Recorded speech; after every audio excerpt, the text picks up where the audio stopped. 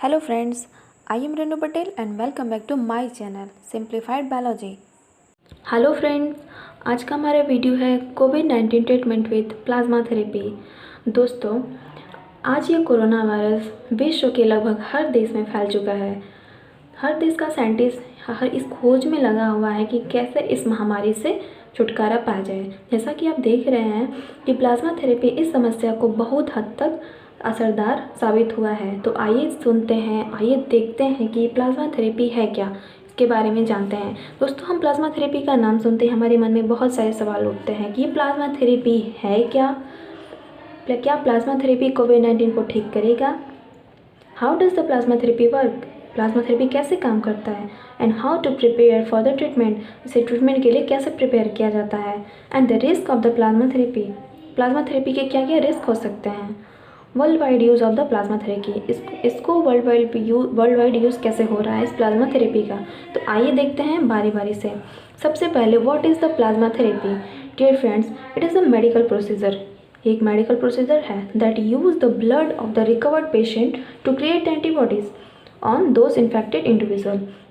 Dear friend, इसमें हम blood लेते हैं ऐसे पेशेंट का जो कि हमारा कोविड-19 इन्फेक्शन से रिकवर्ड हो चुका है, ठीक है। उसके ब्लड से हम लोग क्या करते हैं, एंटीबॉडीज़ तैयार करते हैं। After that it is a medically known convalescent plasma therapy. इसको हम लोग कन्वलसेंट प्लाज्मा थेरेपी भी कहते हैं। This treatment use the antibody found in the blood taken from the recovered कोविड-19 पेशेंट। इस ट्रीटमेंट में होता क्या है कि हम लोग एंटीबॉडी का यूज़ करते हैं ऐसे पेशेंट का जो कि कोविड-19 इन्फेक्शन से रिकवर्ड हो चुका है। ये हमारा एक प्लाज्मा थेरेपी है। आफ्टर दैट दूसरा सवाल ये है कि क्या प्लाज्मा थेरेपी क्योर करेगा कोविड-19 को? Does plasma therapy cure? तो आइए देखते हैं कि currently it has shown positive result in Delhi and Mumbai और the Covid cases spikely high. Dear friends, हम जैसा कि जानते हैं कि दिल्ली मुंबई में कोविड-19 के कितने ज़्यादा केस थे और कितनी तेज़ी से वहाँ पे बढ़ रहा था। तो वहाँ पे हमें पॉजिटिव रिजल्ट देखने को मिला है जो कि पेशेंट को क्योर कर रहा है। As well as it has proven to improve the ability of the person to recover from disease. और साथ ही यह क्या कर रहा है कि हमारा जो पेशेंट है उसकी एबिलिटी को इंक्रीज़ कर रहा है to fight against the disease, means immunity power को बढ़ा रहा है। अगला सवाल ये उठता है कि how does plasma therapy work? ये प्लाज्मा थेरेपी है क्या? जो बार बार हम प्लाज्मा थेरेपी कह रहे हैं, व्हाट इज़ दिस? ये कैसे काम करता है? इसका मैकेनिज्म क्या है? ऐसा भी सवाल हमारे मन में उठता है। तो आइए समझते हैं। In plasma therapy uses antibodies. इस प्लाज्मा थेरेपी में मेनली हम लोग एंटीबॉडीज़ का यूज़ करते हैं जो कि एक टाइप्स ऑफ प्रोटीन होता है प्रोड्यूस बाई प्लाज्मा। एक एंटीबॉडीज़ क्या होता है? प्रोटीन होता है जो कि प्लाज्मा प्रोड्यूस करते हैं। Plasma therapy use the antibodies from the patient who have completely recover from the कोविड-19। जैसा कि हमने देखा कि कोविड-19 पेशेंट ऐसे जो कि पूरी तरीके से रिकवर्ड हो चुके हैं, हम उनका एंटीबॉडी एक्सट्रैक्ट करते हैं। तो यहाँ पे एक मैंने मैकेनिज्म लिख रखा है, this is blood taken from the infected patient completely recovered. ऐसे पेशेंट जो कि कोविड-19 से कम्प्लीटली रिकवर्ड हो चुके हैं, उनका हम लोग ब्लड लिया। After that plasma component of the blood is separated which contain antibodies against the SARS-CoV-2 virus. उसके बाद उसका हम लोग एंटीबॉडी को, उसके प्लाज्मा को एक्सट्रैक्ट कर लेते हैं, अलग कर लेते हैं, जिसमें कि एंटीबॉडीज़ होता है against SARS-CoV-2 virus. After that plasma is injected into infected person. फिर उसके बाद उस प्लाज्मा को हम लोग इंजेक्ट कर देते हैं ऐसे पर्सन में जो कि इन्फेक्टेड है। After that once a patient recovered then ask for the donate the blood so there antibody are use to treat the another. After that जब वो दूसरा पेशेंट भी रिकवर्ड हो जाता है तो हम उससे पूछते हैं कि ब्लड वो डोनेट करे ताकि हमारा जो नेक्स्ट पर्सन है, अनदर पर्सन, उसके ट्रीटमेंट के लिए यूज़ हो सके।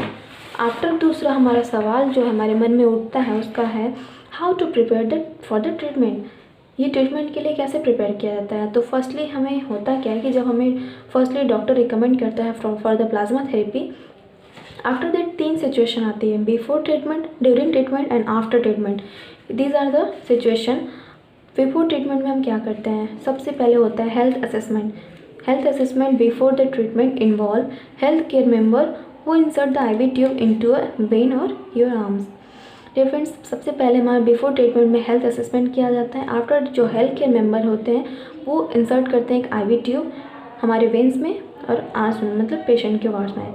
और ड्यूरिंग ट्रीटमेंट क्या होता है? Recovered plasma from the recovered patient infected patient will be attached to the IV tube and supplied to you in the drip.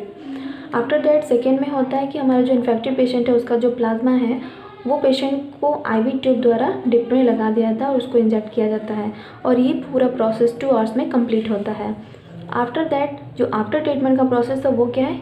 It is the depending on your overall health care सब specialist will be decide if you are required further hospitalization or not.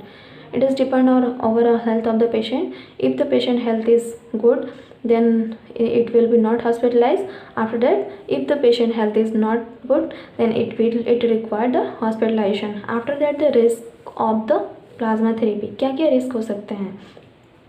पहला risk क्या है? This therapy involve the blood transfusion. जैसा कि हम जानते हैं कि इस थेरेपी में हमारा ब्लड ट्रांसफ्यूज़न इन्वॉल्व होता है, तो there could be the risk of transmitting prevalent virus from the recovered patient. prevalent virus के ट्रांसमिट होने का इसमें डर है, इसमें ऑप्शंस हैं। So doctor must check the health before opting to conduct the blood transfusion. So यहाँ पे डॉक्टर की जिम्मेदारी है कि वो ब्लड ट्रांसफ्यूज़न के पहले हेल्थ को अच्छी तरीके से पेशेंट की हेल्थ को चेक कर ले जो कि ब्लड ट्रांसफ्यूट कर रहा है एक अनक्योर पेशेंट को। अगला क्या होता है रिस्क कि every human body react different way. It is fact कि every human body react in different way to treatment और मेडिकेशन। अलग अलग दवाइयों का अलग अलग इंसान पे अलग अलग इफेक्ट होता है। So this is not useful for the some patient as it can result in the contraction of the infection. तो ये हर उस ऐसे पेशेंट जो कि जिनका अलग अलग रिस्पॉन्स आता है किसी भी मेडिकेशन और ट्रीटमेंट के अलावा, तो उन पेशेंट के जैसे जो ज़्यादा सेंसिटिव होते हैं उनके लिए यूज़फुल नहीं होता है। और world wide use of the plasma therapy आज जो कि हर देश में वर्ल्ड वाइडली यूज़ हो रहा है इस प्लाज्मा थेरेपी का, ताकि हम एक बहुत ही बेहतरीन ट्रीटमेंट फॉर द कोविड-19 बना सके, तो वो किस तरीके से हो रहा है आइए देखते हैं। Plasma therapy is not something new as we may heard of its way over the कोविड-19 पेशेंट। जैसा कि ये कोई नया चीज़ नहीं है जो कि हम सुन रहे हैं कि कोविड-19 ट्रीटमेंट के लिए कोविड-19 पेशेंट के लिए हमारा प्लाज्मा थेरेपी बहुत ही बढ़िया साबित हुआ है, तो ऐसा ये कुछ नया नहीं है। There is a list of infection that is this treatment are recommended for. जैसे कि यहाँ पे मैंने कुछ लिस्ट बना रखा है जो कि इस प्लाज्मा थेरेपी का बहुत पहले भी यूज़ हो चुका है। जैसे कि अगर हम देखें तो 1918 में it was use to treat the H1N1 and influenza virus pandemic known as Spanish flu, इसके लिए भी यूज़ हो चुका है। और 2009 की बात करें तो फॉर H1N1 इन्फेक्शन के लिए यूज़ हुआ ट्रीटमेंट के लिए। 2014 में WHO ने रिकमेंडेड किया to treat the Ebola patients. After that 2015 to treat the Middle East respiratory syndrome MERS which is the type of corona virus. This all are the list. इसमें plasma therapy इसके पहले भी, इस corona virus के पहले भी इन सारे disease को ट्रीट करने के लिए इस प्लाज्मा थेरेपी का यूज़ किया जा चुका है, तो ये कुछ नया नहीं है। तो thank you so much for watching my video.